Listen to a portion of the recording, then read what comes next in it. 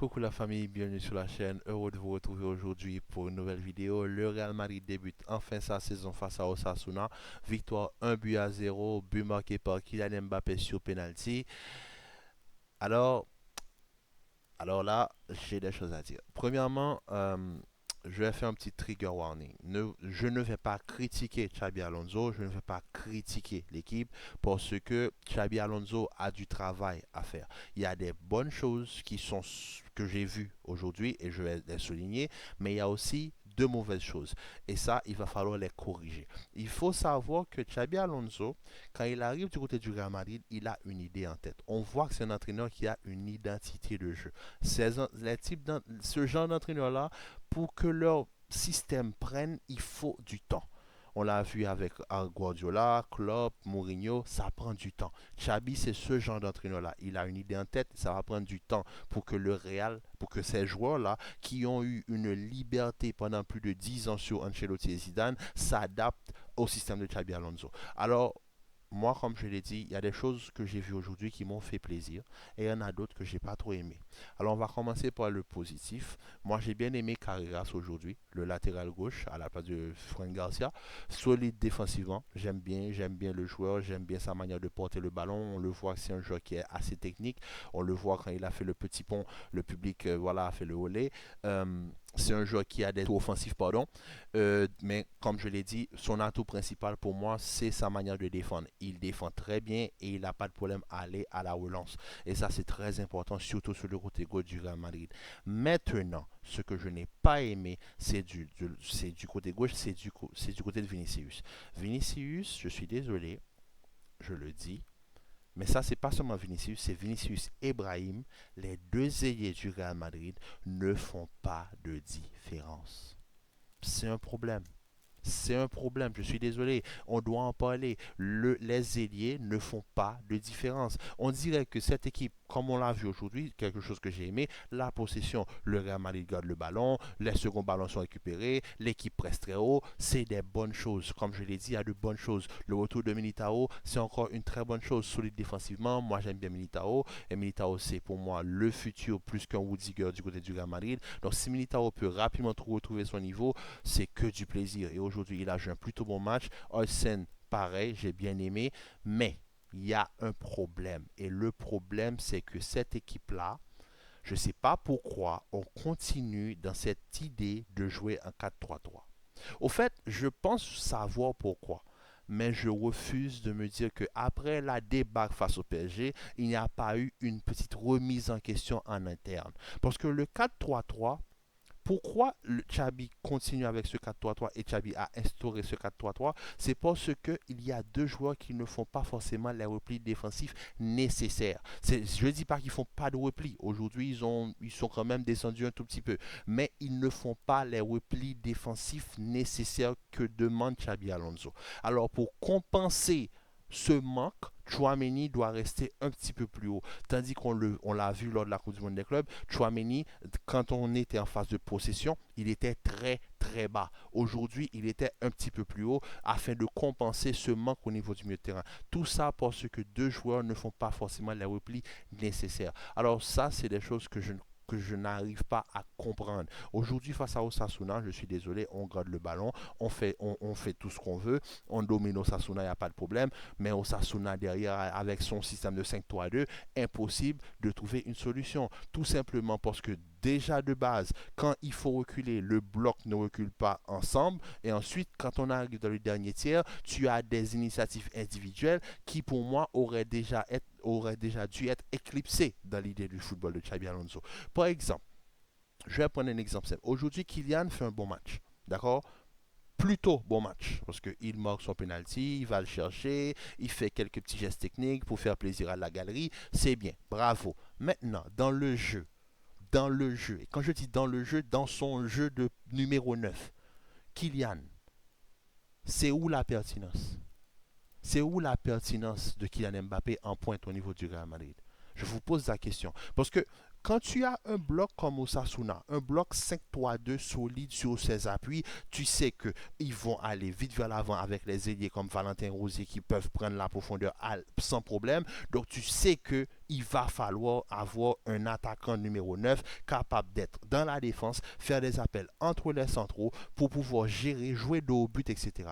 Mais Kylian, c'est un attaquant que tu ne trouves pas dans la surface. C'est un attaquant qui demande le ballon au pied. Quand, par exemple, il descend, mettons qu'aujourd'hui, sur une phase de jeu, Kylian descend. Il vient au niveau du milieu de terrain pour essayer de faciliter la fluidité de la circulation de balle. Pas de problème. Quand il a le ballon entre ses pieds, qu'est-ce qu'il fait? Il prend son temps, il fixe le défenseur, il fait un semblant de dribble pour remettre en arrière, pour ensuite ne pas aller se repositionner dans l'axe. C'est un problème, je suis désolé. C'est un problème.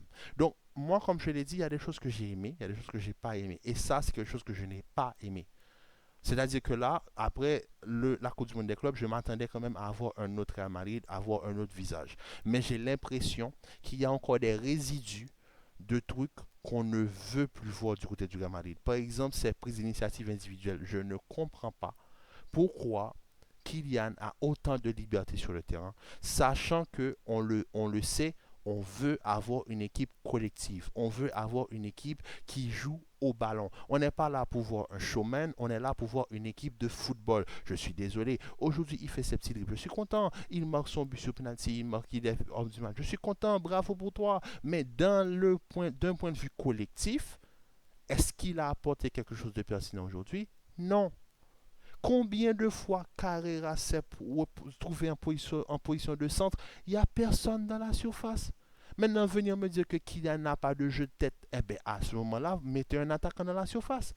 Les défenseurs d'Osasuna, ils étaient tranquilles. Hein? Les défenseurs centraux, ils étaient tranquilles.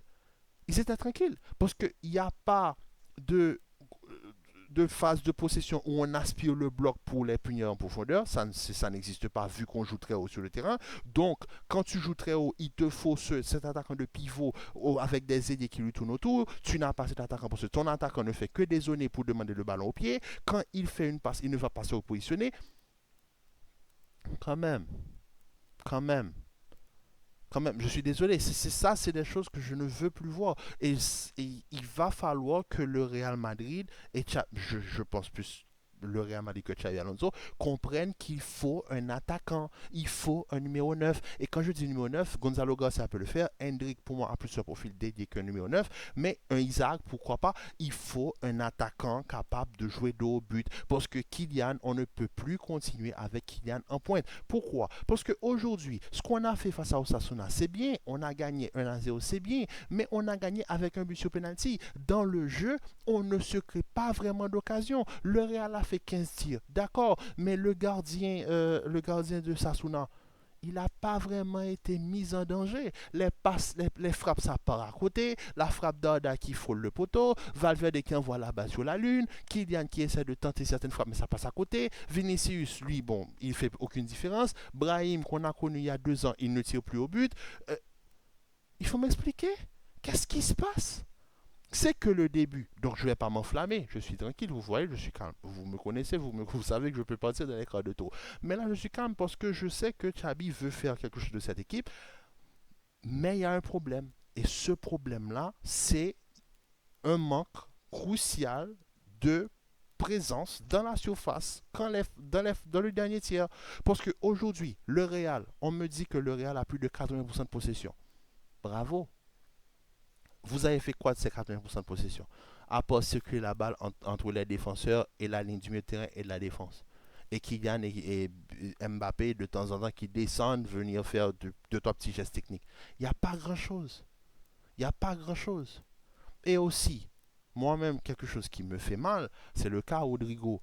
Aujourd'hui, en deuxième période, Vinicius, déjà en première mi-temps, c'était moyen. Deuxième période, il était complètement absent. Pourquoi tu fais sortir Vinicius pour me faire rentrer Gonzalo Garcia et tu as Rodrigo sur le banc. Sachant que face à un bloc comme Osasuna, il te faut un Rodrigo capable de jouer dans le demi-espace pour pouvoir déranger les défenseurs centraux. Je ne comprends pas les changements aujourd'hui de la part de Xabi Alonso. Tu veux faire commencer Mastantuono, c'est bien, bravo. Mais malheureusement, il rentre aujourd'hui, il ne fait aucune différence. Et ça va prendre du temps pour Mastantuono. C'est pas un joueur que tu lances dès la première journée, je suis désolé. Je suis désolé. On avait le petit Munoz qu'on a envoyé du côté de l'Osasuna. C'était l'un des joueurs les plus rapides de la Liga. Qu'est-ce qu'on a fait avec? Rien du tout. Il est parti du côté de l'Osasuna. Bon, il n'a pas vraiment fait grand-chose aujourd'hui. Mais c'est pour vous dire qu'il y avait du potentiel. On a Gonzalo Garcia qui a prouvé qu'il est un numéro 9 de métier. Pourquoi on ne l'utilise pas? Pourquoi on ne l'utilise pas? Pourquoi on continue dans cette optique? Mbappé doit être l'attaquant de pointe. Je suis désolé, ça ne fonctionne pas. Ça ne fonctionne pas. Et face à Osasuna, une équipe qui défend bloc bas, tu n'arrives même pas à concrétiser tes actions. Qu'est-ce que tu vas faire face à une équipe aussi rodée que le Barça, que City, que Liverpool, que Arsenal? Ça ne va pas marcher. Il faut des changements. Il faut ramener quelqu'un pour pouvoir jouer dos au but. Il faut que Kylian prenne un côté. Je sais que beaucoup ne veulent pas entendre ça, mais Kylian doit aller jouer à droite. Vinicius reste à gauche. Tu ramènes un numéro 9 de métier. Tu le fais jouer dos au but sur le pivot, capable de faciliter le jeu des deux ailiers là. Et tu as une équipe qui a. Ça va être fluide. Ça va être fluide. Je ne comprends pas. En fait, j'ai pas compris. C'est pour ça qu'aujourd'hui, je me dis, c'est que le début. C'est que le début. Le premier match, on gagne 1-0, on prend les 3 points. C'est le plus important. Maintenant, il va falloir rectifier les choses et rapidement.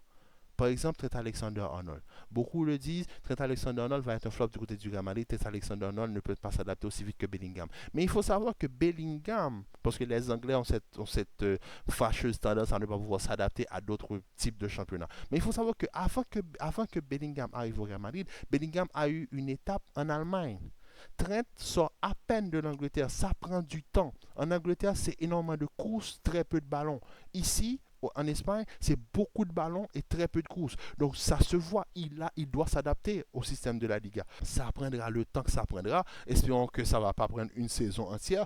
Mais c'est pour vous dire que Trent Alexander-Arnold, personne ne va douter de son talent. Il va falloir être patient, tout comme je suis patient avec Xabi Alonso, tout comme j'ai été patient avec Kylian Mbappé au poste de numéro 9. J'attends des réponses, j'attends des modifications, des ajustements logiques et cohérents. Parce que c'est ce qui a manqué au Real Madrid l'année dernière, c'est la cohérence. Aujourd'hui, j'ai vu une équipe cohérente sur certaines phases de jeu, mais ensuite, il y a des choses que je ne veux plus voir. Par exemple, un Vinicius qui néglige constamment les dédoublements du latéral gauche, ça suffit. Il faut rectifier ceci. Vinicius, que ce soit Carreras, Fangasia et même Fernand Mendy qui ne monte pas souvent, il néglige toujours les dédoublements. Il n'utilise pas l'appel pour pouvoir se libérer, pour se mettre sur son bon pied. Il ne fait pas de passe au latéral, pas avant d'avoir tenté 10 gestes techniques et quand il voit qu'il n'a plus d'option, il décide de faire la passe en dernier recours.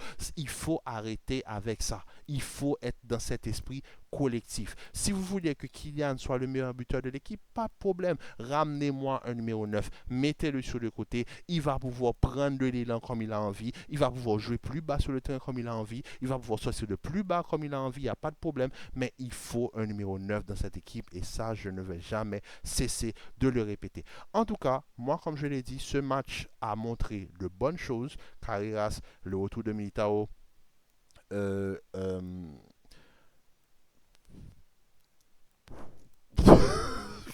c'est tout.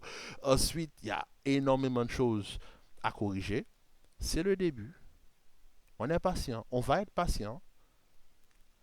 Mais j'ai peur. Je suis inquiet quand même. Je suis inquiet parce que je me dis que face à une équipe qui a la possession comme le Barça, qui joue très haut, qui connaissent leur football et qui sont dans cet esprit d'être une équipe, ouais, tu veux avoir le ballon, mais tu sais pas quoi faire avec, au fait. C'est ça le problème. Ton milieu de terrain n'a pas encore, euh, comment je peux dire ça, cette capacité d'imposer leur jeu à l'équipe adverse. Arda doit prendre du galon. Valverde, je l'ai trouvé absent aujourd'hui. C'est rare. Valverde, c'est rare. Je l'ai trouvé absent. Il n'était pas là aujourd'hui. À la fin, il y a la première période, je le cherchais, je ne le voyais pas. Il faisait des appels. Il était complètement oublié. C'est pas possible. C'est pas possible.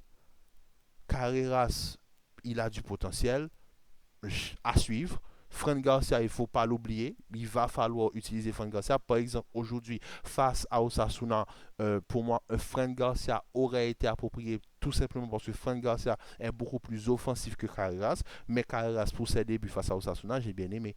C'est pour vous dire. Le retour de Caval fait du bien aussi, pas capable d'avoir une double à Alexander Arnold. Mhm. Mais Caval commence à prendre de l'âge.